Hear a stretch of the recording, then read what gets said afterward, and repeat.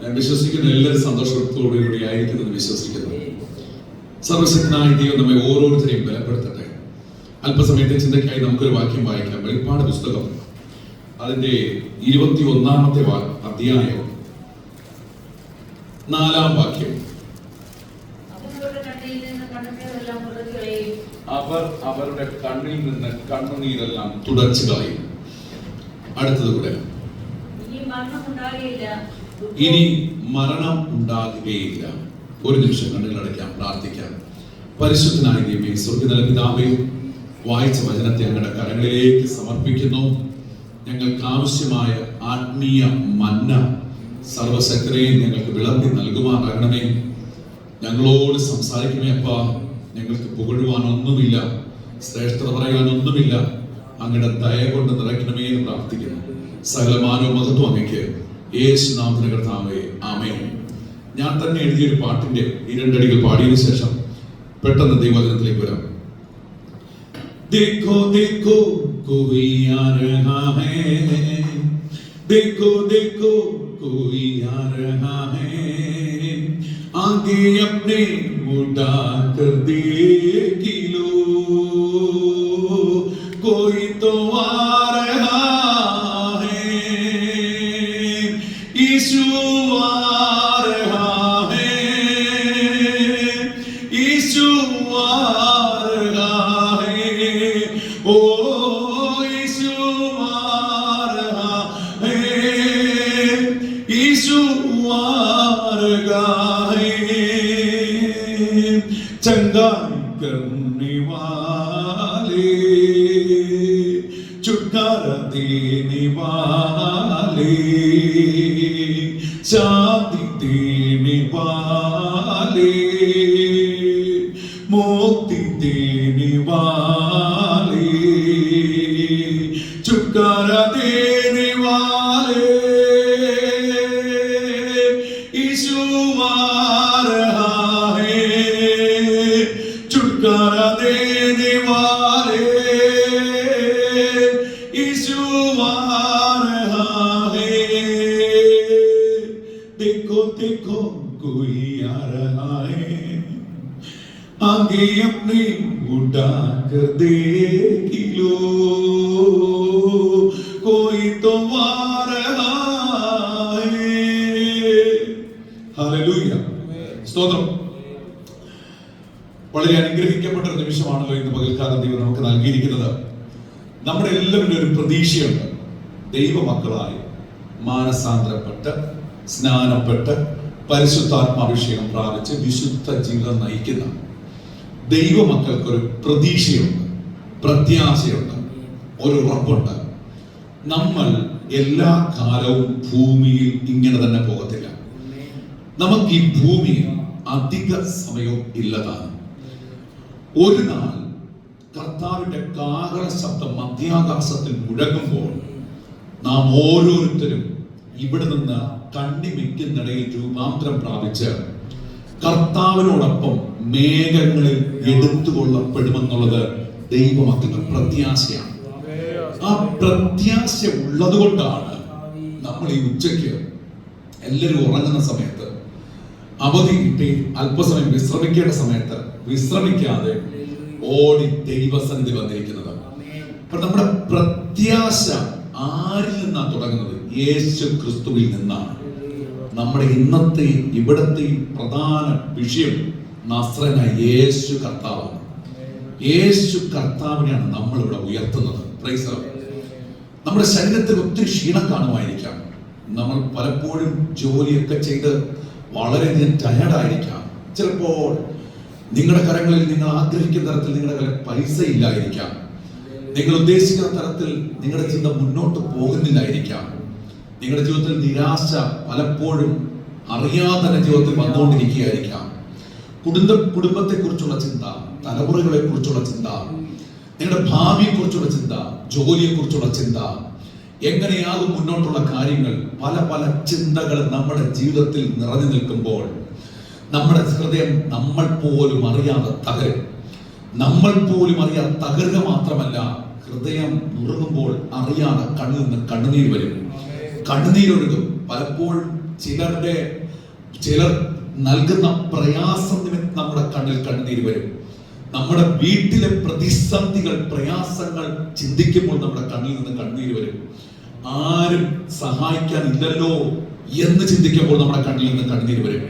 കണ്ണുനീര് വരാൻ പല കാരണങ്ങളുമുണ്ട്. ഇവിടെ ഈ കാരണങ്ങൾ എന്തൊക്കെ ഉണ്ടെങ്കിലും നമ്മൾ ഈ ഭൂമിയിലായിരിക്കുമ്പോൾ ശരിയാണ്, കണ്ണുനീർ വന്നെന്ന് വരാം.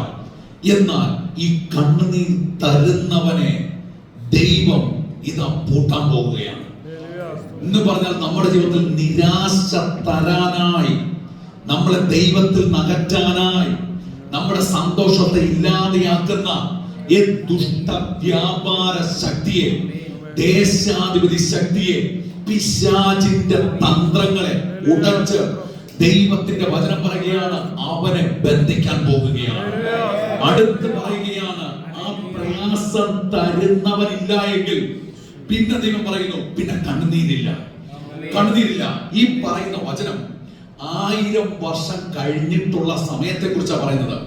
1000 വർഷം കഴിഞ്ഞ് പിശാചിനെ എന്നേക്കുമായി നിത്യ നരകത്തിലേക്ക് തള്ളിയിട്ടിട്ട് ദൈവം തന്റെ മക്കൾക്ക് കൊടുക്കുന്ന ആ പുതിയ ആകാശ, പുതിയ ഭൂമിയിലുള്ള പ്രവേശനം സാധ്യമാകുമ്പോൾ ദൈവം പറയാണ്, അല്ലയോ കുഞ്ഞെ, നീ ഇത്രയും നാൾ അനുഭവിച്ച വേദന, നീ ഇത്രയും നാൾ എനിക്ക് വേണ്ടി ഞാൻ പ്രതി അനുഭവിച്ച സഹിഷ്ണുത, ഞാൻ പ്രതി അനുഭവിച്ച പീഡ, ഞാൻ പ്രതി വില കൊടുത്ത വിലയ്ക്ക് ഞാനിതാ നിന്റെ കണ്ണുനീര് തുടയ്ക്കുകയാണ്. ഇന്നു മുതൽ കണ്ണുനീരില്ല, ഇന്നു മുതൽ രോഗമില്ല, ഇന്നു മുതൽ ക്ലേശമില്ല, ഇന്നു മുതൽ സങ്കടമില്ല. ഇന്ന് പകൽക്കാലം ഇതിനകത്തിരുന്ന് ആരാധിക്കുന്ന ദൈവമക്കളെ, നമ്മൾ യേശുവിന്റെ രക്തത്താൽ വീണ്ടെടുക്കൽ പ്രാപിച്ചവരാണെങ്കിൽ അവൻ നമ്മെ വിലക്ക് മേടിച്ചിരിക്കൊണ്ട് നമ്മുടെ സങ്കടങ്ങളെല്ലാം പോകുന്ന ഒരു ദിവസമുണ്ട്. ആ പ്രത്യാശയാണ് ദൈവപൈതലിന്റെ പ്രത്യാശ. ഹല്ലേലൂയ. യേശു കർത്താവ് മധ്യാകാശം എന്ന് പറയാൻ പറ്റത്തില്ല, ആകാശത്തിന് ഒരു മധ്യമില്ല. ആകാശമണ്ഡലത്തിൽ യേശു കർത്താവ് തന്റെ വിശുദ്ധന്മാരെ ചേർക്കാൻ വെളിപ്പെടും. അതാണ് ഇനി സംഭവിക്കുന്ന ദൈവമക്കളെ സംബന്ധിച്ചിടത്തോളം ഏറ്റവും വലിയ പ്രത്യാശയുടെ ഒരു അനുഭവം. അതിനുവേണ്ടിയാണ് നമ്മൾ കാത്തിരിക്കുന്നത്. യേശു കർത്താവ് മേഘങ്ങളിൽ വെളിപ്പെട്ടിട്ട് ആ വെളിപ്പെടുന്ന സമയം ദൈവത്തിന്റെ വചനം പറയുന്നു, കർത്താവ് തൻ ഗംഭീരനാദത്തോട്, പ്രധാന ദൂതന്റെ ശബ്ദത്തോട്, ദൈവത്തിന്റെ കാഹളത്തോടും കൂടെ സ്വർഗത്തിൽ നിന്ന് ഇറങ്ങി വരികയും ക്രിസ്തുവിൽ മരിച്ചവർ, ആദാം മുതൽ ക്രിസ്തുവിൽ മരിച്ചവർ മുമ്പേ ഉയർത്തെഴുന്നേൽക്കും. മണ്ണിലാണെങ്കിലും മണ്ണ് തിരികെ ഏൽപ്പിക്കും. വെള്ളത്തിലാണ് വെള്ളം കുടിച്ച് മരിച്ചതെങ്കിലും ആ മത്സ്യം ഭക്ഷിച്ചിട്ട് ആ മത്സ്യത്തിലൂടെ തന്നെ മണ്ണിലേക്ക് ശരീരത്തിലെ DNA ലയിച്ചു ചേരുന്നു. ഇനി ആകാശത്തിൽ വെച്ച് തീ കത്തുകയാണെങ്കിലും ചാരമായി തീർന്നാലും ആ ചാരം മണ്ണിൽ ലയിച്ചിട്ട് ആ ശരീരത്തിലെ DNA എത്ര ലക്ഷം വർഷം കഴിഞ്ഞാലും നശിക്കുന്നില്ല. സയൻസ് പറയുന്നു, അതിനു മുമ്പേ ബൈബിൾ പറയുന്നു, ഈ മണ്ണോട് മണ്ണ് ചേരുന്നതിനെ ദൈവം തിരിച്ചു വിളിക്കും. ആമേൻ. അപ്പോൾ സയൻസ് ഒക്കെ പറയുന്നത് എത്രയോ വർഷങ്ങൾക്ക് മുമ്പാ തമ്പുരാൻ പറഞ്ഞിരിക്കുന്നത്, 1000 വർഷങ്ങൾക്ക് മുമ്പാ പറഞ്ഞിരിക്കുന്നത്, മണ്ണ് തിരിച്ചേൽപ്പിക്കും. ജലം, വെള്ളത്തിൽ മരിച്ചവരെ വെള്ളം തിരിച്ചേൽപ്പിക്കും. അഗ്നിയിൽ മരിച്ചവരെ അഗ്നി തിരിച്ചേൽപ്പിക്കും.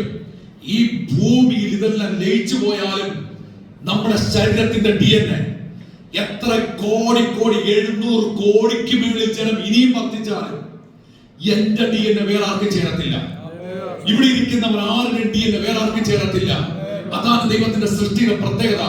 അതുകൊണ്ട് തന്നെ ദൈവം തന്റെ കാഹള ശബ്ദം മേഘങ്ങളിൽ മുഴക്കുമ്പോൾ ക്രിസ്തുവിൽ മരിച്ചവർ, നമ്മുടെ പിതാക്കന്മാരാകട്ടെ, വിശുദ്ധന്മാരായ പഴയ വിശുദ്ധന്മാരാകട്ടെ, ആര് തന്നെ ആകട്ടെ, ആര് ആരൊക്കെ മരിച്ച് മണ്ണിനോട് മണ്ണ് ചേർന്നാലും കർത്താവിന്റെ കാഹള ശബ്ദം മുഴങ്ങുമ്പോൾ, കർത്താവിന്റെ കാഹള ശബ്ദം മുഴങ്ങുമ്പോൾ നാം എല്ലാവരും ക്രിസ്തുവിൽ മരിച്ച എല്ലാവരും രൂപാന്തരം പ്രാപിച്ച്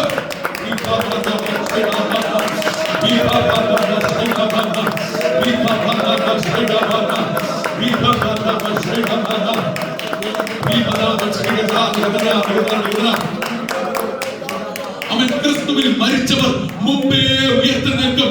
പിന്നെ ജീവനോടെ ശേഷിക്കുന്ന നാം, അതിപ്പോൾ കർത്താവ് വന്നാൽ, നമ്മുടെ മൂക്കിലെ ശ്വാസം പോകുന്ന കർത്താവ് വന്നാൽ നാം എല്ലാവരും രൂപാന്തരം പ്രാപിക്കും. ക്രിസ്തുവിനാണെങ്കിൽ നാം എല്ലാവരും രൂപാന്തരം പ്രാപിക്കും. എന്ന് പറഞ്ഞാൽ ഈ മൺമയമായ ശരീരം മാറി വിൺമയമായ ശരീരം നമ്മൾ പ്രാപിക്കും. എന്ന് പറഞ്ഞാൽ ഒന്നുകൂടെ പറഞ്ഞാൽ ആദാമും ഹവ്വയും ഏത് തേജസ്സിന്റെ വസ്ത്രം ധരിച്ചുകൊണ്ടായിരുന്നുവോ അതേ അനുഭവം തന്റെ മക്കൾക്ക് വീണ്ടും തിരിച്ചു ലഭിക്കാൻ പോകുകയാണ്. യേശു കർത്താവ് ഉയർത്തെഴുന്നേറ്റപ്പോൾ ഏത് ശരീരം പ്രാപിച്ചോ അതേ ശരീരം തിരിച്ചു ലഭിക്കാൻ പോകുകയാണ്. തോമസിനോട് പറയുകയാണ്, നീ എന്നെ ഒന്ന് തൊട്ടു നോക്ക്, ഭൂതങ്ങൾക്കുള്ളതുപോലെ എനിക്ക് ഭൂതങ്ങൾക്കുള്ളതുപോലെ ഭൂതങ്ങൾക്ക് അസ്ഥിയും മാംസവും ഇല്ലല്ലോ. അപ്പോൾ യേശുവിന്റെ ശരീരത്തിൽ കൈയിട്ട് നോക്കാൻ പറയുകയാണ്, എനിക്കെന്തുണ്ട്? അസ്ഥിയുണ്ട്, മാംസമുണ്ട്, ഭൂതങ്ങൾക്കതില്ല. എന്ന് പറഞ്ഞാൽ രൂപാന്തരം പ്രാപിച്ച ശരീരത്തിന് ഈ മൺമയമായ ഇത് മാറുക. ഒന്നുകൂടെ പറഞ്ഞാൽ ഈ രക്തത്തിൽ പാപമുണ്ട്, എന്നാൽ യേശു കർത്താവ് മേഘങ്ങളിൽ വന്ന് വിളിക്കുമ്പോൾ ഈ ശരീരത്തിന്റെ മൺമയമായത് മാറി ഭിന്മയമായതെന്ന് പറഞ്ഞാല് ഈ രക്തത്തിലെ പാപം മാറിപ്പോകുകയാണ്, വിശുദ്ധമായ ഒന്ന് പ്രാപിക്കുന്നു. യേശു കർത്താവ് ഉയർത്തെഴുന്നേറ്റപ്പോൾ യേശുവിന്റെ ശരീരത്തിൽ തേജസ് കൊണ്ട് നിറഞ്ഞു. അപ്പോൾ മാംസവുമുണ്ട്, അസ്ഥിയുമുണ്ട്. എന്ന് പറഞ്ഞാൽ മൺമയമായതില്ല, വിൺമയമായതായി മാറി. ഹല്ലേലൂയ.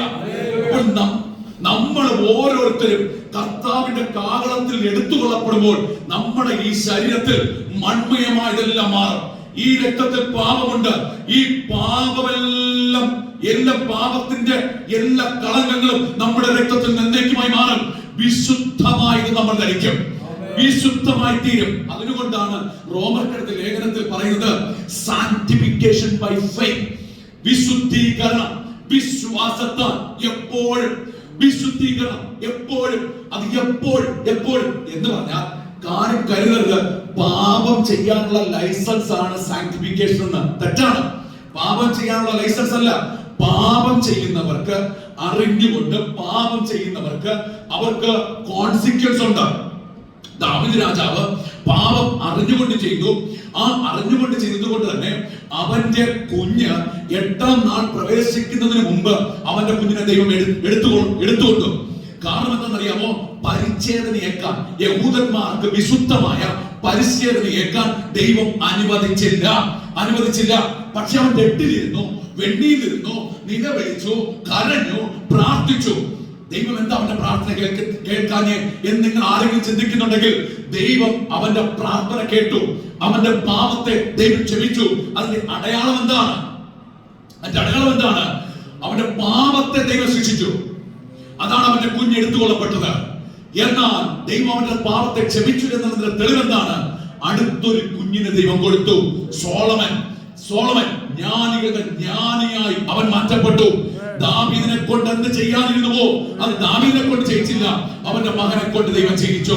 ഇന്ന് പകൽക്കാലം ഇതിനകത്തിരിക്കുന്ന ദൈവമക്കളെ, ദൈവം നമുക്ക് സാങ്ക്ടിഫിക്കേഷൻ എന്നുള്ള പ്രോസസ് നൽകിയിരിക്കുന്നത് പാപം ചെയ്യാനുള്ള ലൈസൻസ് അല്ല, പിന്നെയോ വിശുദ്ധീകരണം പ്രാപിച്ച് കർത്താവിനോട് കൂടെ അടുത്ത് ജീവിക്കാൻ ദൈവം തന്നിരിക്കുന്ന ഒരു കൃപയാണ്. Hallelujah, hallelujah.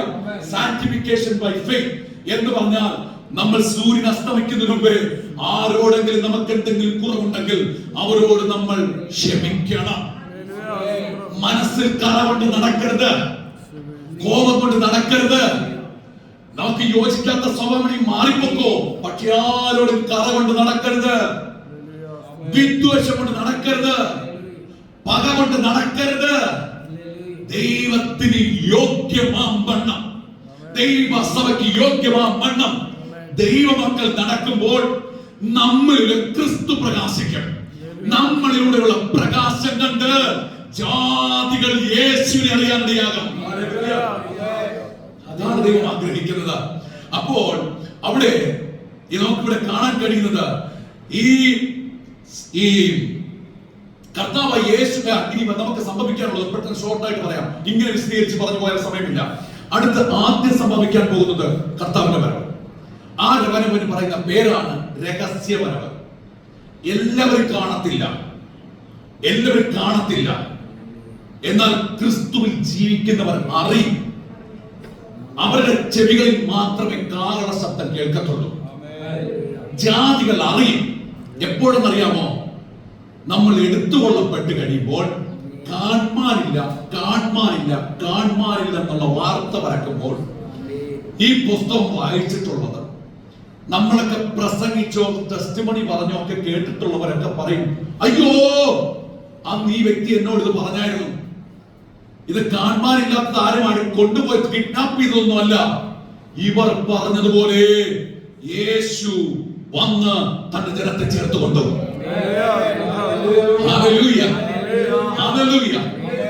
അങ്ങനെ അവിടെ ചെന്ന് കഴിയുമ്പോൾ യേശു ക്രിസ്തു ഒരു സിംഹാസനം അവിടെ വയ്ക്കുന്നുണ്ട്. ആ സിംഹാസനത്തിന്റെ പേരാണ് ന്യായാസനം. വായിക്കുന്നുള്ളവർക്ക് വായിക്കാം. ക്രിസ്തുവിന്റെ ന്യായാസനം. 2 തീമോഥെയോസിന്റെ ലേഖനം, അവിടെ കിരീടങ്ങളും കാര്യങ്ങളെല്ലാം കാണുന്നു. 2 തീമോഥെയോസിന്റെ ലേഖനം 4:7, 1 കൊരിന്ത്യർ 9:25, 3:12 മുതൽ 15 വരെ, 2 കൊരിന്ത്യർ 5:10. ഇവിടെ എല്ലാം പ്രതിഫലം നൽകുന്നത് യേശു കർത്താവ് മേഘങ്ങളിൽ വയ്ക്കുന്ന സിംഹാസനത്തെ കാണിച്ചിരിക്കുന്ന ന്യായാസനം എന്ന് പറഞ്ഞാൽ ഓരോരുത്തരും ശരീരത്തിൽ ഇരിക്കുമ്പോൾ ചെയ്തത് നല്ലതാകിലും തീയതാകിലും അവനവന്റെ പ്രവൃത്തിക്ക് തക്ക പ്രതിഫലം കൊടുക്കുന്ന സ്ഥലം. ജാതികൾക്ക് ശിക്ഷ കൊടുക്കുന്ന സ്ഥലമല്ല, ദൈവമക്കൾക്ക് ശിക്ഷ കൊടുക്കുന്ന സ്ഥലമല്ല, ദൈവമക്കൾക്ക് പ്രതിഫലം കൊടുക്കുന്ന സ്ഥലമാണ്. അവിടെ കൊടുക്കുന്ന പ്രതിഫലം എന്താണ്?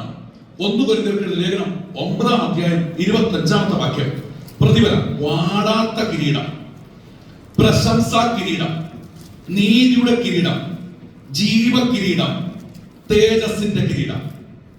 വാടാത്ത കിരീടം, പ്രശംസാ കിരീടം, നീതിയുടെ കിരീടം, ജീവകിരീടം, തേജസ്സിന്റെ കിരീടം. ആർക്ക്? എവിടെ? യേശുവിന് വേണ്ടി രക്തസാക്ഷിയായിട്ടോ ഒറ്റപ്പെടലിലൂടെയോ വീട്ടിൽ നടിച്ചിറക്കിയിട്ട് വിശ്വാസത്തിന് വേണ്ടി നിന്നവർ, ഇങ്ങനെ യേശുവിനോട് എടുത്തുകൊള്ളപ്പെടുന്നവർക്ക് അവിടെ വയ്ക്കുന്ന സിംഹാസനത്തിന് മുമ്പാകെ പ്രതിഫലം കൊടുത്തു മാനിക്കും. തക്ക പ്രതിഫലം എന്ന് പറഞ്ഞാൽ അതിന്റെ അർത്ഥം ഇതാണ്. ഞങ്ങൾ ഈ ബീഹാറിൽ പ്രവർത്തിക്കുമ്പോൾ അവിടെ ആയിരക്കണക്കിന് ആൾക്കാരെ ഓരോ വർഷവും യേശുവിനെ സ്വന്തം രക്ഷകനായി സ്വീകരിച്ച് മുന്നോട്ട് വരുന്നു. ഇവിടെ ചിലപ്പോൾ നിങ്ങൾക്ക് ഒരു 5 പേരെയായിരിക്കും കിട്ടിയതിരിക്കട്ടെ, 5 പേരെയാണ് കിട്ടിയതെന്നിരിക്കട്ടെ. സർവശക്തനായ ദൈവം നോക്കുന്നത് എണ്ണത്തിലല്ല, സർവശക്തനായ ദൈവം നോക്കുന്നത് റേഷ്യോ, അതിന്റെ അധ്വാനം. അത് ഞങ്ങളവിടെ അധ്വാനിച്ചതാണ് ഏറ്റവും കൂടുതലെങ്കിൽ അതിനാണ് പ്രതിഫലം കൂടുതൽ. നിങ്ങൾ എന്നാൽ ഒരു വ്യക്തിയെ കൊണ്ടുവരുവാൻ നിങ്ങളുടെ ജീവിതത്തിന്റെ നല്ലൊരു എഫർട്ട് ഇട്ടുവെങ്കിൽ സർവശക്തനായ ദൈവം നോക്കുന്നത് നിങ്ങൾ അതിനുവേണ്ടി ഇട്ട എഫർട്ടാണ്.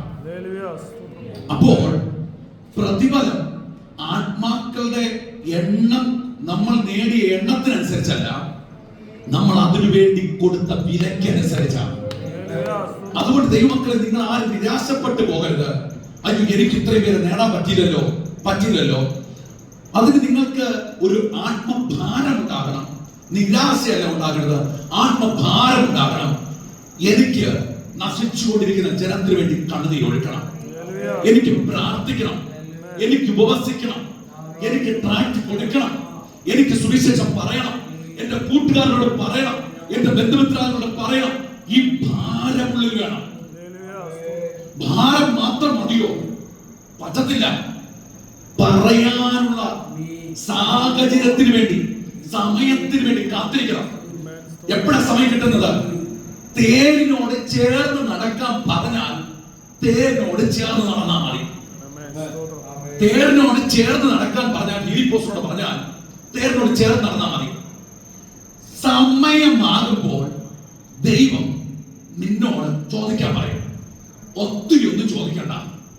ചോദിക്കേണ്ടത് ദൈവം നമ്മുടെ നാട്ടിൽ വേണ്ടല്ലോ. നീ വായിക്കുന്നത് ഗ്രഹിക്കുന്നു, ഇത്രയും മാത്രമേ ചോദിച്ചോളൂ. സമയമായതുകൊണ്ട് ഷണ്ണൻ ചോദിച്ചില്ല, ഭക്ഷ്യവകുപ്പ് മന്ത്രിയാ, പക്ഷെ ചോദിച്ചില്ല നീ ആരാ എന്നോട് ചോദിക്കാൻ? നിന്റെ എന്റെ പൊസിഷൻ എന്താണെന്ന് നീ ചിന്തിച്ചോ? നിന്നെ ഇവിടെ ആരാ വിളിച്ചത്? എനിക്ക് നിനക്ക് തമ്മിൽ എന്താ? ഇങ്ങനെ ഒരു ചോദ്യവുമില്ല. കാരണം എന്നറിയാമോ? ദൈവത്തിന്റെ നിയോഗം, ദൈവത്തിന്റെ സമയം അതായിരുന്നു. ആ സമയത്ത് ഒരൊറ്റ വാക്ക് മതി. അവന് മറ്റൊന്നും പറയാനില്ല. അവൻ പറയുകയാണ്, പൊരുൾ തിരിച്ചു തരാതിരുന്നാൽ ഞാൻ എങ്ങനെ ഗ്രഹിക്കും? അപ്പൊ പറഞ്ഞു, നീ എന്താണ് കയറിയിരിക്കുക? ഇത്ര മതി. ആരാണെങ്കിൽ എന്ന് പറഞ്ഞതിന്റെ അർത്ഥം എന്നാണെന്നറിയാമോ? ദൈവം നമ്മളെ കർത്താവിന്റെ വേലയ്ക്ക് വേണ്ടി നിയോഗിച്ചിരിക്കുകയാണ്. ഒരു ദൈവദാസനെ മാത്രമല്ല, ഇവിടെ ഇരിക്കുന്ന ഓരോരുത്തരെയും എന്ന് പറഞ്ഞാൽ മാനസാന്തരപ്പെട്ട് ക്രിസ്തുവിൽ ആയിരിക്കുന്ന എല്ലാവർക്കും ദൈവം നിയോഗം നൽകിയിട്ടുണ്ട്. ഒരു പ്രത്യേക ഗ്രൂപ്പുകാർക്കല്ല. അപ്പോൾ നമ്മൾ പറയാതിരുന്നാൽ, നമ്മൾ അതിന് എഫർട്ട് എടുക്കാതിരുന്നാൽ അതിന്റെ ഉത്തരവാദിത്വം നമ്മളോടുകൂടെ മാത്രമായിരിക്കും. ഹല്ലേലൂയ. നമ്മൾ എഫർട്ട് എടുക്കണം. നമ്മളത് ഫിനാൻഷ്യലി എഫർട്ട് എടുക്കണം. നമ്മൾ ശാരീരികമായിട്ട് എഫർട്ട് എടുക്കണം. പ്രാർത്ഥനയിൽ എഫർട്ട് എടുക്കണം. അങ്ങനെ അധ്വാനിക്കുമ്പോൾ ദൈവത്തിന്റെ വചനം പറയുകയാണ്, തക്ക പ്രതിഫലം നൽകും. കുടുംബപരമല്ല, വ്യക്തിപരമാണ്. അങ്ങനെ അവിടെ പ്രതിഫലം വീതിച്ച് അവിടെ കർത്താവിനോടൊപ്പം, ക്രിസ്തുവിനോടൊപ്പം, ക്രിസ്തുവിന്റെ ന്യായാസനത്തിന്റെ ഒപ്പം അവിടെ ദൈവമക്കൾ വാഴും. 7 വർഷം അവിടെ 7 വർഷം വസിക്കുമ്പോൾ സമയത്ത് ഇവിടെ ആദ്യത്തെ 3 വർഷം പീഡനം നടക്കുക. ആദ്യത്തെ 3 വർഷം. ആ 3 വർഷമാണ് 2 അഭിഷിക്തന്മാർ വെളിപ്പെടുന്നത്. ചിലർ പറയുന്നത് മോശയായിരിക്കാം, ചിലർ പറയുന്നത് ഹാനോക്കായിരിക്കാം, ചിലർ പറയുന്നു ഏലിയാവായിരിക്കാം. കാരണം ഇതിന് റീസൺസ് ഇതാ പറയുന്നത്. ഇത് വെള്ളം രക്തമാക്കി, ആകാശത്ത് തീയാക്കി, ഇങ്ങനെയുള്ളതായ കാരണങ്ങൾ പറയുന്നു. മാത്രമല്ല അവരാരും മരിച്ചിട്ടല്ല ഇവിടെ നിന്ന് പോയത്. കാരണം ദൈവത്തിന്റെ വചനം പറയുന്നു, ഒരിക്കൽ മരിക്കും, പിന്നെ ന്യായവിധിയും മനുഷ്യർക്ക് നിയമിച്ചിരിക്കുന്നു. അതുകൊണ്ട് മരിക്കാത്തത് കൊണ്ട് വന്നാൽ ഹാനോക്ക് അല്ലെങ്കിൽ മോശ ഇവിടെ, അല്ലെങ്കിൽ ഏലിയാവ് ഭൂമിയിൽ വന്ന് മരിക്കണം. ഞാൻ ചോദിക്കട്ടെ, സ്തേഫാനോസ് ശുശ്രൂഷിക്കുമ്പോൾ യെരൂശലേം ദൈവാലയത്തിലെ പള്ളി ഭക്തരോടോ, യഹൂദന്മാരോട്, ക്രിസ്ത്യാനികളോടല്ല, യഹൂദന്മാരോട് സ്തേഫാനോസ് പറയുന്നത് ഇങ്ങനെയാണ്: നിങ്ങൾ പ്രവാചകന്മാരെ അംഗീകരിച്ചില്ല, പ്രവാചകന്മാരുടെ വാക്കുകൾ നിങ്ങൾ കൂട്ടാക്കിയില്ല. നിങ്ങൾ എങ്ങനെ ദൈവദാസന്മാരോട് ബിഹേവ് ചെയ്തോ അതുപോലെ നിങ്ങളോട് ദൈവം ബിഹേവ് ചെയ്തു. നിങ്ങൾ എങ്ങനെ കാണിച്ചോ അതോ നിങ്ങൾക്ക് കിട്ടിയത്. നിങ്ങൾ എങ്ങനെ കാണിച്ചോ അതേ ദൈവം നിങ്ങൾക്ക് നൽകിയത്. പിന്നെ അടുത്ത് സ്തേഫാനോസ് പറയുകയാണ്, അവിടെ ആലയത്തിന് വിഗ്രഹങ്ങളോട് എന്ത് യോജന. 3, അബ്രഹാം മെസൊപ്പൊട്ടേമിയയിൽ വെച്ച് തേജോവനായ ക്രിസ്തുവിനെ കണ്ടു. ക്രിസ്തു അബ്രഹാം എവിടെയൊക്കെ പോയോ അവിടെയൊക്കെ കൂടെ ഉണ്ടായിരുന്നു. ഒരിടത്തും സ്ഥായിയായി ഇരിക്കുന്നില്ല. ഇതൊക്കെ പറഞ്ഞ് ഇങ്ങനെ സംസാരിക്കാൻ തുടങ്ങിയപ്പോൾ യഹൂദ ഭക്തർക്ക് സ്തേഫാനോസിനോട് ദേഷ്യമായി. സ്തേഫാനോസിനെ കല്ലെറിയാൻ തുടങ്ങി. ഇവിടെ നോക്കിയ ദൈവമക്കളെ, സ്തേഫാനോസിനെ കല്ലെറിയാൻ കാരണം അവൻ അവരുടെ അന്ധവിശ്വാസങ്ങൾക്കെതിരെ സംസാരിച്ചത് കൊണ്ടാണ്. അപ്പോൾ പീഡനം, പ്രതികൂലം, അന്ധവിശ്വാസങ്ങൾക്കെതിരെ സത്യാവസ്ഥ വെളിപ്പെടുത്തിയ, സത്യം പറഞ്ഞാൽ നമ്മൾ വേദന സഹിക്കേണ്ടി വരും. ഇങ്ങനെ വേദന സഹിക്കുന്ന എല്ലാവരും കർത്താവിന്റെ ന്യായാസനത്തിൽ പ്രതിഫലം മേടിക്കും. പ്രതിഫലം മേടിച്ചിട്ട് 7 വർഷം അവിടെ ആയിരിക്കുന്ന സമയം ഞാൻ ആദ്യം പറഞ്ഞു, ഇവിടെ 3.5 വർഷം ആദ്യത്തെ 2 അഭിഷക്തന്മാർ ഇവിടെ വെളിപ്പെടും. അപ്പോൾ ഇവിടെ വന്നിരുന്ന ഞാൻ പറഞ്ഞു വന്ന വിഷയം 2 അഭിഷക്തന്മാർ ആരായിരിക്കുമെന്നുള്ളതാണ്. ചിലർ ഇവരുടെയൊക്കെ പേര് പറഞ്ഞു. എന്നാൽ ഞാൻ പറയുന്നു, ഇവരാരും ആകണമെന്ന് നിർബന്ധമില്ല.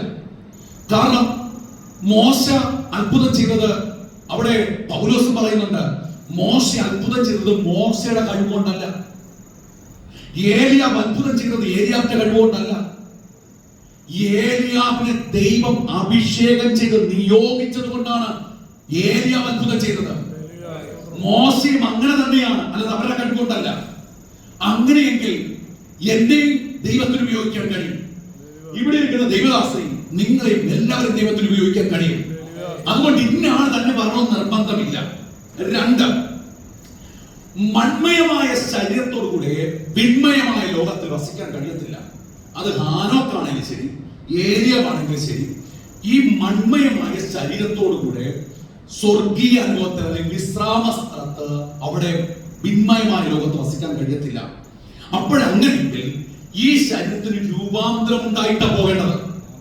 രൂപാന്തരം ഉണ്ടായിട്ട് എടുത്തുകൊള്ളപ്പെട്ടത് ദൈവത്തിന്റെ സ്പെഷ്യൽ കൺസേൺ ആണ്, ദൈവത്തിന്റെ പദ്ധതിയാണത്.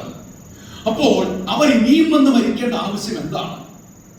ഒരിക്കൽ മരണം എന്ന് പറയുന്നത്, പിന്നെ ന്യായവിധി. ഇന്നിപ്പോൾ കർത്താവ് വന്നാൽ നമ്മൾ എത്ര പേർ മരിക്കും? ഇന്നിപ്പോൾ കർത്താവ് വന്നാൽ നമ്മൾ മരിച്ചിട്ടാണോ പോകുന്നത്? അല്ല, നമ്മൾ മരിക്കാതെ തന്നെ രൂപാന്തരം പ്രാപിച്ചെടുത്തുകൊള്ളപ്പെടുകയാണ്. അപ്പോൾ മരണം എന്നത് മരിക്കണമെന്നുള്ളത് നിർബന്ധമില്ല. മരിക്കണമെന്നുള്ളത് നിർബന്ധമില്ല. കർത്താവിന്റെ പദ്ധതിയാകുമ്പോൾ മരണമല്ല വിഷയം, രൂപാന്തരമാണ് വിഷയം.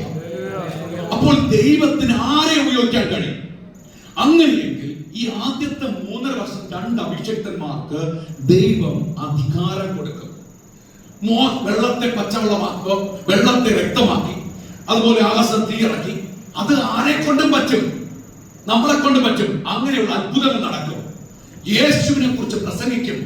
അവസാനം 3.5 വർഷം കഴിയുമ്പോൾ എതിർ ക്രിസ്തുവിന്, മസീ വിരോധി എതിർ ക്രിസ്തുവിന് ഒരു കാര്യം മനസ്സിലാകും. ഇവർ ഇങ്ങനെ പറഞ്ഞു പോയാൽ ഈ എതിർ ക്രിസ്തുവിന്റെ പദ്ധതികളെല്ലാം പൊളിയും.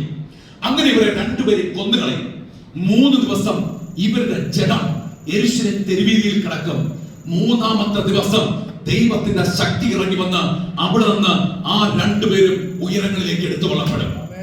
യഹൂദന്മാർക്ക് ഒരു കാര്യം മനസ്സിലാകും, ഇവർ പറഞ്ഞത് സത്യമാണ്. ഇവർ പറഞ്ഞത് സത്യമാണ്. ഇവർ പറഞ്ഞത് സത്യമാണെന്ന് തിരിച്ചറിയുമ്പോൾ അനേക യഹൂദന്മാർ യേശുവിനെയും മശിഹായായി അംഗീകരിക്കാത്ത അനേക യഹൂദന്മാർ യേശുവിൽ വിശ്വസിക്കാനിടയാകും. അങ്ങനെ വിശ്വസിക്കാൻ തുടങ്ങുമ്പോൾ മസീ വിരോധി എന്ന് പറഞ്ഞ എതിർ ക്രിസ്തുവിനും കള്ളപ്രവാചകനും ഒരു കാര്യം മനസ്സിലാകും, ഇനി അധിക സമയം നമുക്കില്ല, ഒരു അല്പസമയം മാത്രമേ നമുക്കുള്ളൂ. അതുകൊണ്ട് എന്ത് ചെയ്യണം? മാക്സിമം എത്രത്തോളം പീഡിപ്പിക്കാമോ അത്രത്തോളം പീഡിപ്പിച്ച് 666 മുദ്ര എല്ലാവരെയും ഏൽപ്പിക്കുക. ഞാൻ എന്തൊരിക്കൽ ചിന്തിച്ചു, ഇൻ കേസ് ഞാൻ ഏതെങ്കിലും കോളേജിൽ പഠിച്ചുകൊണ്ടിരുന്നപ്പോഴത്തേക്ക് ഇൻ കേസ് ഏതെങ്കിലും കാരണവശാൽ തള്ളപ്പെട്ടു പോയാൽ ഞാൻ കരുതി ഞാൻ എന്നാൽ വനത്തിനകത്ത് പോയിട്ട് അവിടുത്തെ കായ്കനികളെല്ലാം ഭക്ഷിച്ച് അതിനകത്തിരിക്കും, അവിടെ മരിക്കും. അപ്പോഴെന്നാലും യേശുവിനെ ഞാൻ തള്ളി പറയത്തില്ല, എന്നാലും ഈ മുദ്ര സ്വീകരിക്കത്തില്ല. എന്നാൽ വളർന്നു കഴിഞ്ഞപ്പോൾ എനിക്ക് മനസ്സിലായത് ആ ചിന്തയെല്ലാം പൊട്ട ചിന്തയാണ്.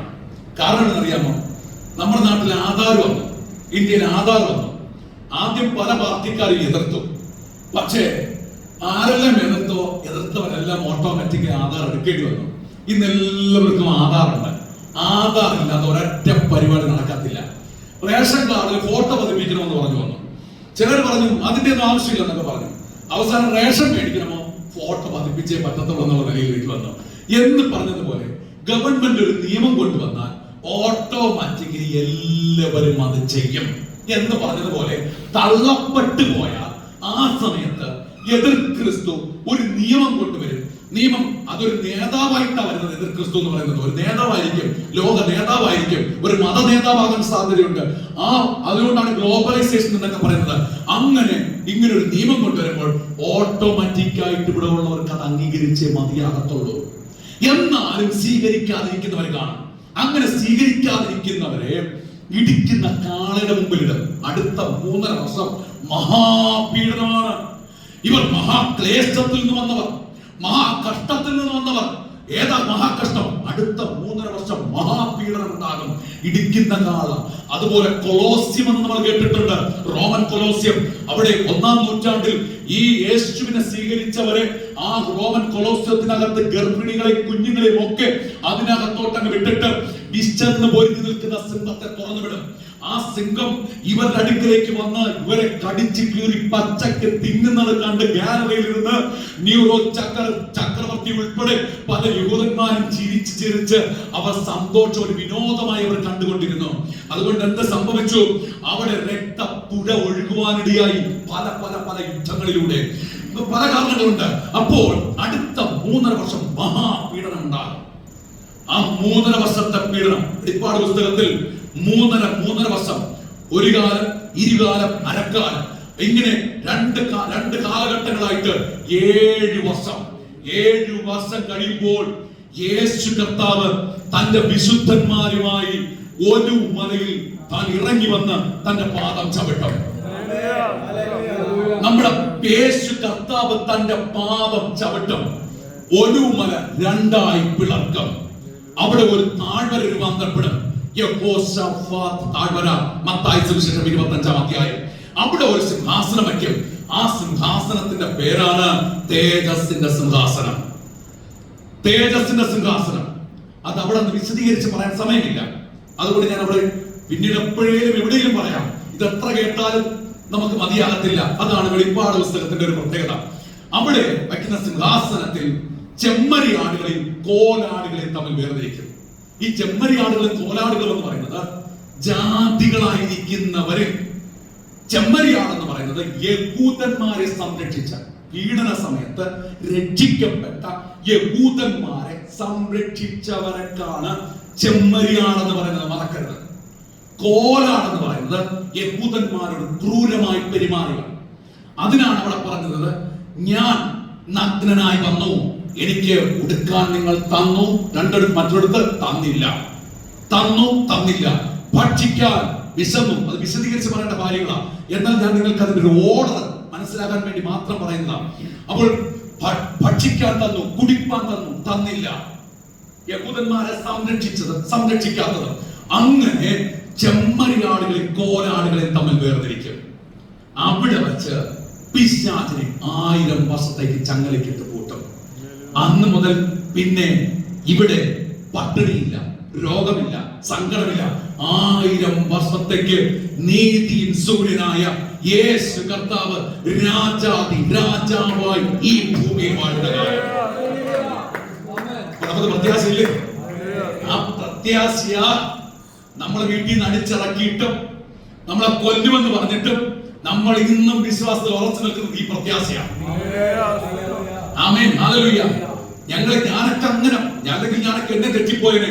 ഈ ഒരു പ്രത്യാശ ഉള്ളിൽ കിടക്കുന്നത് കൊണ്ടാണ് എപ്പോഴും കർത്താവിനോട് ഓടാനുള്ള തീക്ഷ്ണത കിടക്കുന്നത്. അതിന്റെ അടുത്ത് ഷോർട്ടായിട്ട് പറയാം. 1000 വർഷം കഴിഞ്ഞിട്ട്, ഇതിനിടയ്ക്ക് കുറെ സംഭവങ്ങളുണ്ട്. 1000 വർഷത്തേക്ക് കഴിഞ്ഞിട്ട് ദുഷ്ടന്മാരുടെ ഋഷിക്കാരികളൊക്കെ ഉണ്ട്. അവസാനം പുതിയ ആകാശം, പുതിയ ഭൂമി ഉണ്ടാക്കുന്നതിന് മുമ്പ് ഒരു സിംഹാസനം വയ്ക്കും. ആ സിംഹാസനത്തിന്റെ പേരാണ് വെള്ള സിംഹാസനം. ന്യായാസനം, തേജസ്സിന്റെ സിംഹാസനം, വെള്ള സിംഹാസനം. വെള്ള സിംഹാസനത്തിലെ ന്യായവിധി ആർക്കെന്നറിയാമോ? പിശാചിനുള്ളതാണ്, ഭക്തന്മാരായ ദൈവമക്കൾക്കുള്ളതല്ല. എന്നാൽ അവിടെയാണ് ദുഷ്ടന്മാരെ വിളിച്ചു വരുത്തുന്നത്. ദുഷ്ടന്മാർ ഇപ്പൊ എവിടെ പോകുന്നത്? മരിച്ചവർ യാതനാ സ്ഥലത്ത്, നരകത്തല്ല. നീതിമാന്മാർ മരിച്ചാൽ എവിടെ പോകുന്നത്? പഴയ ഭക്തന്മാർ അബ്രഹാം പിതാവിന്റെ മടി എന്ന് പറഞ്ഞ് ഇവിടെ പോകുന്നതല്ല എന്റെ അർത്ഥം. ആ സ്ഥലത്തിന് പറയുന്ന പേരാ. എന്നാൽ അവര് പറയുന്ന മറ്റൊരു പേരുണ്ട്, വിശ്രാമസ്ഥലം. അവിടെയാണ് പോയിക്കൊണ്ടിരുന്നത്. എന്നാൽ ദുഷ്ടന്മാർ എവിടെ പോകുന്നത്? യാതനാസ്ഥലം. വിശുദ്ധന്മാരുടെ ഉയർപ്പ് നടന്നു കഴിഞ്ഞു. ദുഷ്ടന്മാരുടെ ഉയർപ്പ് നടന്നോ? ഇല്ല. അതെവിടെ നടക്കും? ആ സിംഹാസനം, വെള്ള സിംഹാസനത്തിന്റെ മുമ്പാകെ സകല ദുഷ്ടന്മാരെ വിളിച്ചു വരുത്തും. സകല ദുഷ്ടന്മാരെ വിളിച്ചു വരുത്തും. അവിടെ അവരവർക്കുള്ള ശിക്ഷ വിധിക്കുക. സാത്താന് വേണ്ടിയുള്ളതാണ്. സാത്താന്റെ വാക്ക് കേൾക്കുന്നവർക്കും കൂടെ ഉള്ളതാണ്. സാത്താന് വേണ്ടിയുള്ളതാണ്, മനുഷ്യർക്ക് വേണ്ടിയുള്ളതല്ല. നമ്മളൊക്കെ മാനസാന്തരപ്പെട്ട് കർത്താവിനൊക്കെ പോകാനുള്ളവരാ. എന്നാൽ അവന്റെ വാക്ക് അനുസരിച്ച്, അവന്റെ ഇംഗിതത്തിനനുസരിച്ച് ലോകത്തിന്റെ പ്രലോഭനങ്ങൾക്ക് അടിമയായി ജീവിക്കുന്നവർക്കും കൂടെ പിശാചിനോടൊപ്പം പോകാം. അവിടെ വരുമ്പോഴത്തേക്ക് രണ്ട് പുസ്തകങ്ങൾ തുറക്കും. ഒന്ന് ഓർമ്മയുടെ പുസ്തകമുണ്ട്, രണ്ട് മലാക്കി പ്രവാചകന്റെ പുസ്തകം, രണ്ട് ജീവന്റെ പുസ്തകം. ജീവന്റെ പുസ്തകത്തിൽ പേരെഴുതി കാണാത്ത ഏവനെയും തീപ്പൊയ്കയിൽ തള്ളിയിടും. അവിടെ വരുമ്പോൾ പേര് വിളിക്കും. പേര് വിളിക്കുമ്പോഴത്തേക്ക് നമ്മുടെ ഓരോരുത്തരും കുറ്റങ്ങളൊക്കെ ഇങ്ങനെ പറയും. നമ്മൾ പറയും നമ്മൾ തള്ളപ്പെട്ട് പോയാലുള്ള കാര്യം. അതാണ് നമ്മളെന്ന് പറയുന്നത്. നമ്മൾ ഉണ്ടാകണമെന്നില്ല. തള്ളപ്പെട്ട് പോയാൽ, അല്ലയോ കർത്താവേ ഞാൻ അങ്ങനെ ഒരു പാപം ചെയ്തിട്ടില്ല, അങ്ങനെ പറയുമ്പോഴത്തേക്ക് കല്ലിനെയും മണ്ണിനെയും ഒക്കെ സാക്ഷിക്കായി വിളിക്കും. കല്ലിനെയും മണ്ണിനെയും ഒക്കെ സാക്ഷിക്കായി വിളിക്കും. അപ്പോൾ നിങ്ങൾ എന്തെങ്കിലും കല്ലും മണ്ണ് സംസാരിക്കുമോ? മിണ്ടാപ്രാണിയായ കഴുത സംസാരിച്ചില്ലേ? നമ്മുടെ ശരീരം എന്തുകൊണ്ടാണ് ഉണ്ടാക്കിയിരിക്കുന്നത്? പൊടിയുണ്ടാ, മണ്ണുകൊണ്ടല്ല, പൊടിയിൽ നിന്നാണ് നമ്മളെ ഉണ്ടാക്കിയത്. അപ്പോൾ ഈ ശരീരം എന്താണ്? മണ്ണ. നമ്മുടെ ഉള്ളിൽ ജീവശ്വാസം തന്ന് നമുക്ക് നാക്ക് തന്നപ്പോൾ നമ്മൾ സംസാരിച്ചില്ലേ? അപ്പൊ മണ്ണ് സംസാരിച്ചില്ലേ? ഈ മണ്ണ് സംസാരിച്ചില്ലേ? സംസാരിച്ചോ ഇല്ലയോ? സംസാരിച്ചു. എന്നാൽ ആ സമയത്ത് ദൈവം അവിടെ വിളിച്ചു വരുത്തുമ്പോൾ, ദൈവം സംസാരിക്കാൻ പറഞ്ഞാൽ ആ മണ്ണിന് എന്നാ കുഴപ്പം സംസാരിക്കാൻ? മണ്ണ് പറയും, ഇവൻ ഞാനായിരുന്നു ഇന്ന റൂമിൽ വെച്ച് ഇവൻ തെറ്റിയത്. അപ്പോൾ കട്ടിലിനെ വിളിക്കും. കട്ടില് പറയും, ഞാൻ എന്റെ അടുക്കൽ നിന്ന് ഇവൻ ചെയ്തത്. ഇന്ന ഗല്ലി ആർക്കും ഒഴിഞ്ഞു മാറാൻ കഴിയത്തില്ല. എല്ലാവർക്കും ശിക്ഷ അനുഭവിച്ചേ മതിയാകത്തുള്ളൂ. അതുകൊണ്ട് ദൈവത്തിന്റെ വചനം പറയുന്നത് എന്നാണെന്നറിയാമോ? ഇതാകുന്നു സുപ്രസാദ കാലം, ഇതാകുന്നു രക്ഷാ ദിവസം. നമ്മൾ മാനസാന്തരത്തിന് യോഗ്യമായ ഫലം കായ്ക്കണം. ഹല്ലേലൂയ. അപ്പോൾ ഫലം കായ്ക്കണമെങ്കിൽ നമ്മുടെ അടുക്കൽ ആരോ വന്നില്ലേ?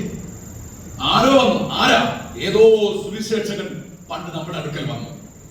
ആ സുവിശേഷകൻ വന്ന് സുവിശേഷം നമ്മുടെ അപ്പന്മാരോടോ പിതാക്കന്മാരോട് സുവിശേഷം പറഞ്ഞ് അവർ യേശുവിനെ അറിഞ്ഞതുകൊണ്ടാണ് നമ്മൾ യേശുവിനെ അറിഞ്ഞത്.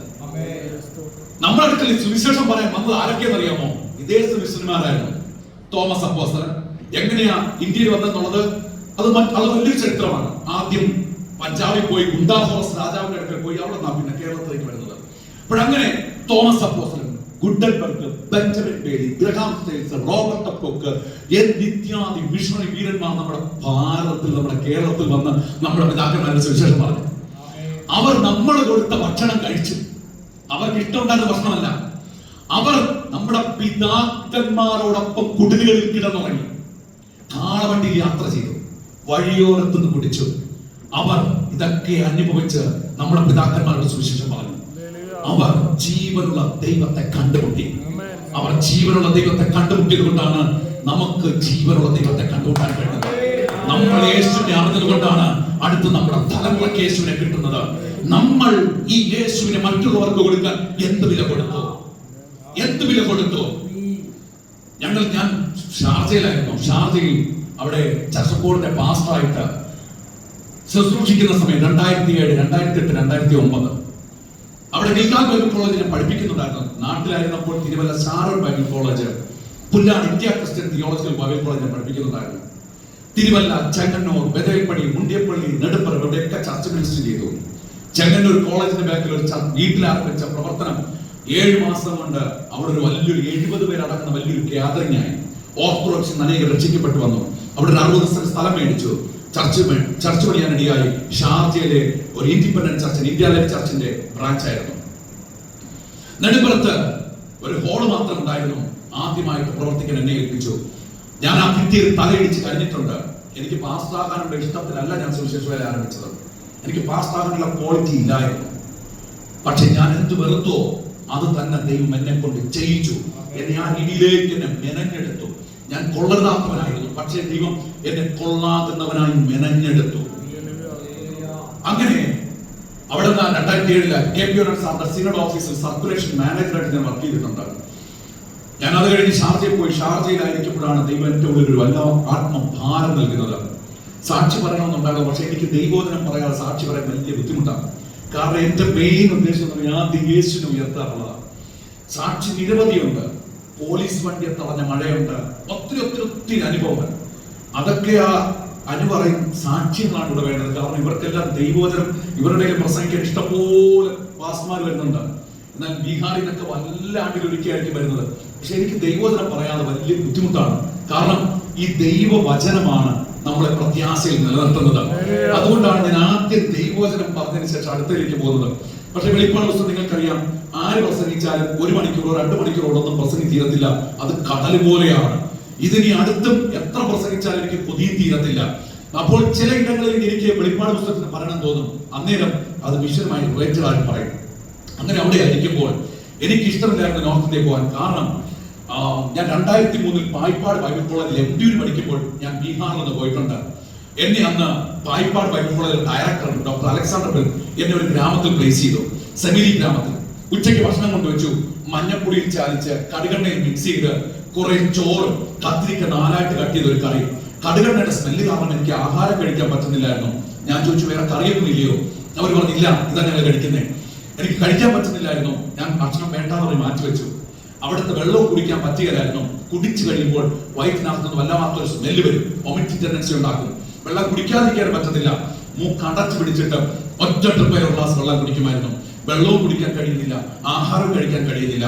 ഞാൻ അലക്സാണ്ടറോട് പറഞ്ഞു, സാറേ ഞാൻ തന്നെ ടിക്കറ്റ് എടുത്ത് തിരിച്ച് നാട്ടിലേക്ക് പോകാം, എനിക്കിവിടെ വെള്ളം കുടിക്കാൻ പറ്റുന്നില്ല. കറണ്ട് 3 ദിവസം കൂടെ ഇവിടെ 1/2 മണിക്കൂറൊക്കെ കറണ്ട് കിട്ടത്തുള്ളൂ. എന്നെ അലക്സാണ്ടർ ഒത്തിരി ഉപദേശിക്കാൻ തുടങ്ങി. അലക്സേ, ഇവിടെ നിൽക്കാൻ മനസ്സ് കാണിച്ചാൽ അനേക ആയിരങ്ങളെ ദൈവരാജ്യത്തിന് വേണ്ടി നേടാം. ഞാൻ പറഞ്ഞു, സാറേ വെള്ളം പോലും കുടിക്കാൻ പറ്റുന്നില്ല. അങ്ങനെ ഞാൻ പറഞ്ഞു, അങ്ങനെയെങ്കിൽ മലയാളികൾ ആരെങ്കിലും ഉള്ള ഒരു സ്ഥലത്തേക്ക് എന്നെ മാറ്റണം. അങ്ങനെ കട്ടിനാർ എന്നൊരു സ്ഥലത്തേക്ക് മാറ്റി അവിടെ 1 മാസം എന്റെ സുഹൃത്തുക്കളുമായിട്ട് ബുൾസയും ഓംപ്ലേറ്റും ബ്രെഡും ഒക്കെ ആയിട്ട് അഡ്ജസ്റ്റ് ചെയ്തതിനു ശേഷം ഞാൻ തിരിച്ച് നാട്ടിലേക്ക് പോന്നു. അന്ന് ഞാൻ ഒരു തീരുമാനമെടുത്തു, ഈ നശിച്ച ദേശത്തേക്ക് ആയുസിൽ ഞാൻ വരത്തില്ല. അത്രമാത്രം വെറുത്തിട്ടാ പോകുന്നത്. എന്നാൽ ഷാർജയിലായിരിക്കുമ്പോഴാണ് ദൈവം വീണ്ടും ഈ ബേർഡൻ എന്റെ ഉള്ളിൽ തരാൻ ഇടയായത്. പൈസയ്ക്ക് കുറവുണ്ടായിരുന്നിട്ടല്ല, അവിടെ അജ്മാനിൽ ക്ലാസ് എടുക്കുന്നുണ്ടായിരുന്നു. ദുബായില് ഷാർജ ഗിൽഗാൽ ബൈബിൾ കോളേജില് ചർച്ചിന്റെ ഇങ്ങനെ എല്ലാവിധത്തിലും വളരെ ബ്ലസ്ഡ് ആയിട്ടായിരിക്കുമ്പോഴത്തേക്കാണ് ഏതിനേക്കാളും വെറും 3500 ഇന്ത്യൻ രൂപയ്ക്ക് ഞാനൊരു സ്കൂളിൽ പഠിപ്പിക്കാനായിട്ട് ബീഹാറിൽ പോകുന്നത്. സ്കൂളിൽ പോകുന്നത് എന്റെ ഒരു സുഹൃത്ത് വിളിച്ചു, ഇവിടെ ഇങ്ങനെ ഒരു വേക്കൻസി കൊണ്ട് വരുന്നുണ്ടോ? അങ്ങനെ വെറും 3500 രൂപയ്ക്കാണ് ഞാനും വൈഫും 2 പിള്ളേരുമായിട്ട് 2010 ഏപ്രിൽ മാസം 20-ാം തീയതി ബീഹാറിൽ ഒരു സ്കൂളിൽ പഠിപ്പിക്കാനായിട്ട് പോകുന്നത്. ഞങ്ങൾക്ക് അവിടെ ലഭിച്ചത് 10x10 100 സ്ക്വയർ ഫീറ്റ് ഉള്ള ഒരു റൂമാണ്. 2010 ചൂടാണെങ്കിൽ നിങ്ങൾക്കറിയാം, ഇപ്പോഴത്തെ എത്രയോ പേര് മരിച്ചു. 53 ഡിഗ്രി വരെ കഴിഞ്ഞ ആഴ്ച വന്നു. 48 ഞങ്ങൾ വരുമ്പോഴത്തേക്ക് 48 ഡിഗ്രി ചൂട് വന്നു. ഞങ്ങൾ ഇവിടെ മസ്കറ്റില് 2 ആഴ്ചയ്ക്ക് മുമ്പ് വരുന്നതിന് മുമ്പ് അത്രമാത്രം ചൂടാ. ശരീരം മൊത്തം വെന്തുപോകും. ഞാൻ പകലൊക്കെ ആണെങ്കിൽ ക്ലാസ് കഴിഞ്ഞ് ടവൽ നനച്ച് ദേഹത്തിട്ട് ഗല്ലിയിൽ വീശി ഇരിക്കും. കിടന്നുറങ്ങാൻ പറ്റത്തില്ല. റൂമിനകത്ത് കറണ്ട് ഇല്ല. കറണ്ട് ഒരു ദിവസം 3-4 മണിക്കൂറേ കിട്ടത്തുള്ളൂ. 3-4 മണിക്കൂറേ കറണ്ട് കിട്ടത്തുള്ളൂ. അത്രമാത്രം കറണ്ടിന്റെ ലഭ്യത കുറവുള്ള ഒരു സ്റ്റേറ്റ് ആണ്. അങ്ങനെ ഞങ്ങൾ ഒരു സ്കൂളിന്റെ കെട്ടിടത്തിന്റെ മേളിൽ സന്ധ്യയാകുമ്പോൾ മസ്കിറ്റോ നെറ്റ് വിരിക്കും, മെത്ത വിരിക്കും. അതിനകത്ത് ഞങ്ങൾ കയറി ഇരിക്കും. വൈഫ് റൊട്ടിയൊക്കെ ഉണ്ടാക്കിക്കൊണ്ടുവരും. ഞാനും പിള്ളേരൊക്കെ ടവൽ നനച്ച് ദേഹത്തിട്ട് വീശി അതിനകത്തിരിക്കും. വൈഫ് റൊട്ടി ഉണ്ടാക്കിക്കൊണ്ടുവരുമെങ്കിലും അവിടെ കട്ടിയുള്ള വെള്ളമായിരുന്നു. തിളപ്പിച്ച് കഴിയുമ്പോൾ അടിയിലൊരു വെള്ളപ്പൊടി അടിയും. ആ വെള്ളപ്പൊടി ഒഴിച്ചു കളഞ്ഞിട്ട് തൈരൊഴിച്ച് മിക്സ് ചെയ്ത വെള്ളം കുടിച്ചുകൊണ്ടിരുന്നത്. അങ്ങനെ വെള്ളം കുടിക്കുന്നത് കാരണം റൊട്ടി കഴിക്കാൻ തോന്നുകയില്ല. റൊട്ടി എടുത്ത് മിക്കപ്പോഴും കളയുകയാണ്. രോഗങ്ങൾ ബാധിച്ചു. വൈഫ് ഒരു പ്രാവശ്യം റോഡിൽ ബിഗോഷായി തറയിൽ വീണു. ഹോസ്പിറ്റലിൽ അഡ്മിറ്റ് ചെയ്തു. മോന് സുഖമില്ലാതെയായി. മോളുടെ തലയെല്ലാം ബോയ്സ് പോലെ പൊള്ളി പുണ്ണായി. തല വെച്ച് കിടക്കാൻ കഴിയാതെ മുഖം വെച്ച് കിടക്കുന്ന സ്ഥിതിയായി. എനിക്ക് എന്റെ ആരോഗ്യം നഷ്ടപ്പെട്ടു. ആഹാരം കഴിക്കാൻ വേണ്ട, വൊമിറ്റിങ്, ലൂസ് മോഷൻ. ഞാൻ വൈഫിനോട് പറഞ്ഞു, നമുക്ക് തിരിച്ച് നാട്ടിലേക്ക് പോകാം, ഇവിടെ പിടിച്ചു നിൽക്കാൻ പറ്റുന്നില്ല. എനിക്ക് ഭാഷ അറിയത്തില്ല, വൈഫിന് ഭാഷ അറിയത്തില്ല, പിള്ളേർക്ക് അറിയത്തില്ല. വൈഫിനറിയാം ഗരം പാനി, തണ്ടാപ്പാനി, ട്രെയിനിൽ കേട്ട് പഠിച്ചതാ.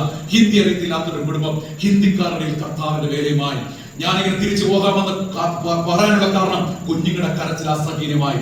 വൈഫ് പറഞ്ഞു, അച്ഛാ നാട്ടിൽ പോക്കോ, എന്നെ ഇവിടെ ഒരു 10 വർഷം നിൽക്കാൻ അനുവദിക്കണം. അച്ഛൻ മാസത്തിലൊന്നോ 2 മാസത്തിലൊരിക്കൽ വന്നാൽ മതി എന്ന് എന്നോട് പറഞ്ഞു. മനസ്സിലാക്കിക്കാൻ ശ്രമിച്ചെങ്കിലും വൈഫ് മനസ്സിലാക്കാൻ തയ്യാറല്ലായിരുന്നു. ഞാൻ ദൈവത്തോട് പറഞ്ഞു, കർത്താവേ, ഞാനിവിടെ നിൽക്കുന്നത് അങ്ങയുടെ ഇഷ്ടമാണെങ്കിൽ എനിക്കൊരു മിഷണറി ബോഡി നൽകണം, പിടിച്ചു നിൽക്കാനുള്ള കൃപ നൽകണം.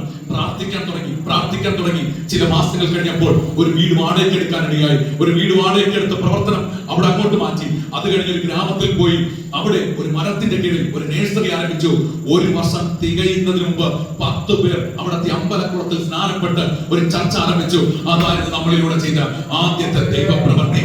ഇങ്ങനെ ഗ്രാമങ്ങൾ പോയി UP ആരംഭിച്ചു. 30-ലധികം ചർച്ചകൾ, വാർത്ത കെട്ടിടങ്ങൾ പണിയുവാൻ സർവശക്തനായ ദൈവമിടിയാക്കി. തട്ടിക്കൂട്ട് പരിപാടി ഒന്നും ചെയ്തില്ല. എന്തൊക്കെ ചെയ്തോ ദൈവകൃപയാൽ എസ്റ്റാബ്ലിഷ് ചെയ്ത് നല്ല രീതിയിൽ ചെയ്യാൻ ഇടയാക്കി. മസ്കറ്റിൽ അനേക ദൈവദാസന്മാർ വന്നിട്ടുണ്ട്.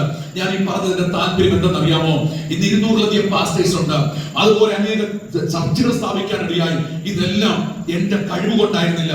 എനിക്ക് കഴിവില്ലായിരുന്നു, എനിക്ക് ഭാഷ അറിയത്തില്ലായിരുന്നു. പക്ഷേ ദൈവം തന്നൊരു ദർശനം ഉണ്ടായിരുന്നു. ഇട്ടേറ്റ് പോകാനിരുന്ന ഒരു സ്ഥലമാണ്. എന്നാൽ ദൈവനാമത്തിന് വേണ്ടി നിൽക്കാൻ തയ്യാറായപ്പോൾ ദൈവം തന്റെ സഭയെ, തന്റെ രാജ്യത്തെ, ഈ ദേശത്ത്, ഭൂമിയിൽ, ബീഹാറിന്റെ മണ്ണിൽ, യുപിയുടെ മണ്ണിൽ സ്ഥാപിക്കാൻ തുടങ്ങി. എന്താ കാരണം അറിയാമോ? വില കൊടുക്കാൻ തയ്യാറാകണം. അങ്ങനെയെങ്കിൽ നമ്മുടെ കണ്ണുകളെ ഒരു നിമിഷം അടയ്ക്കാം. നമുക്കൊരു നിമിഷം പ്രാർത്ഥിക്കാം. കർത്താവേ, ഞാൻ എന്ത് ചെയ്യണം? നമുക്കിവിടെ ഓർഫനേജ് ഉണ്ട്, ഹോസ്റ്റൽ ഉണ്ട്, 48 പിള്ളേരുണ്ട്. ഒരു കുഞ്ഞ് IAS ട്രെയിൻ ചെയ്തുകൊണ്ടിരിക്കുക. ചെറുപ്പത്തിൽ ഞങ്ങളടുത്ത് പഠിപ്പിച്ച കുഞ്ഞ്. ഒരു കുഞ്ഞിന് എറണാകുളത്ത് ഇപ്പോൾ 2 മാസം മുമ്പ് ജർമ്മൻ ലാംഗ്വേജ് പഠിക്കാൻ വിട്ടിട്ടുണ്ട്. ഒരു കുഞ്ഞ് BSc നഴ്സിംഗിന് സെക്കൻഡ് ഇയർ കഴിഞ്ഞാൽ 3rd ഇയറിലേക്ക് പോവുക. അടുത്ത 4 പിള്ളേര് +10ാം ക്ലാസ് എഴുതി. എല്ലാവരും ഫസ്റ്റ് ക്ലാസ്സോട് പാസ്സായി. അപ്പോൾ ഇങ്ങനെ അനേകർ അനാഥരാക്കപ്പെടുന്ന കുഞ്ഞുങ്ങളെ എടുത്ത് അവർക്ക് വിദ്യാഭ്യാസം കൊടുത്ത് കർത്താവിനെ കൊള്ളാകുന്നവരാക്കി മാറ്റുകയാണ്. അനേക ഗ്രാമങ്ങൾ അഡോപ്റ്റ് ചെയ്ത് ചർച്ചകൾ സ്ഥാപിക്കാനിടയായി. ഇന്ന് പകൽക്കാലം ദൈവമക്കളെ, നമുക്കൊരു നിമിഷം പ്രാർത്ഥിക്കാം. കർത്താവേ, എന്നെ കൊണ്ട് എന്ത് ചെയ്യാൻ കഴിയും? ദൈവരാജ്യത്തിന്, എനിക്ക് ദൈവരാജ്യത്തിന് വേണ്ടി എന്ത് ചെയ്യാൻ കഴിയും? ട്രാക്ട് കൊടുക്കാൻ കഴിയുമോ? സുവിശേഷം പറയാൻ കഴിയുമോ? അതോ എന്നെ കൊണ്ട് എന്ത് ചെയ്യാൻ കഴിയും? ഒരു ഗ്രാമം അഡോപ്റ്റ് ചെയ്യാൻ കഴിയുമോ? ഒരു കുഞ്ഞിനെ അഡോപ്റ്റ് ചെയ്യാൻ കഴിയുമോ? എന്താണ് എനിക്ക് ചെയ്യാൻ കഴിയുന്നത്? അങ്ങനെയെങ്കിൽ എന്നെ കർത്താവ് ഉപയോഗിക്കണമേ. എനിക്ക് ചിലപ്പോൾ ഈ ദേശങ്ങളിൽ പോകാൻ കഴിയത്തില്ല, എന്നാൽ എനിക്ക് പ്രാർത്ഥിക്കാൻ കഴിയും. അങ്ങനെ പ്രാർത്ഥിക്കാൻ കഴിയുമെന്നുള്ളവർ, അങ്ങനെ ഒരു തീരുമാനം എടുക്കാൻ കഴിയുമോ? നമുക്ക് പ്രതിഫലം ലഭിക്കുന്ന കാര്യമാണ്. നമുക്ക് പോകാൻ കഴിയത്തില്ല, പക്ഷെ നമുക്ക് പ്രാർത്ഥിക്കാൻ കഴിയും. അങ്ങനെ പ്രാർത്ഥിക്കാൻ കഴിയുമെങ്കിൽ, ഞങ്ങൾക്ക് വേണ്ടി പ്രാർത്ഥിക്കാമെങ്കിൽ നിങ്ങളുടെ കരമൊന്ന് ഉയർത്തിയാട്ടെ. നിങ്ങൾ ബ്ലസ് ചെയ്തൊന്ന് പ്രാർത്ഥിച്ച് നിങ്ങളുടെ ബ്ലസ്സിംഗ് ഞങ്ങൾക്ക് ഒരു അനുഗ്രഹമായിരിക്കും. ഇത്രയും ദൈവമക്കളുടെ ബ്ലസ്സിംഗ് വേർഡ് ഞങ്ങൾക്ക് ഭയങ്കര അനുഗ്രഹമാണ്. അതൊരു വലിയ ബ്ലസ്സിംഗ് ആണ്. ദൈവം നിങ്ങളെ അനുഗ്രഹിക്കട്ടെ. കർത്താവേ, ഈ ദൈവസഭയെ അനുഗ്രഹിക്കുന്നു. ഈ കുടുംബത്തെ, ദൈവജനത്തെ അനുഗ്രഹിക്കുന്നു. 100 പേരിൽ പ്രതിഫലം കൊടുക്കണമേ. അന്ധകാരത്തിൽ നിന്ന് പുറത്തു വരട്ടെ. കർത്താവിനെ പ്രയോജനമുള്ളവരായി തീരട്ടെ. സകല മാനവമഹത്വം അങ്ങേക്ക് യേശുനാമത്തിൽ കർത്താവേ, ആമേൻ. ഈ സമയം അനുവദിച്ച പ്രിയ കർത്താവിന്റെ ദാസനോടുള്ള നന്ദി അറിയിക്കുന്നു. ദൈവം 100 പേരിൽ പ്രതിഫലം നൽകട്ടെ.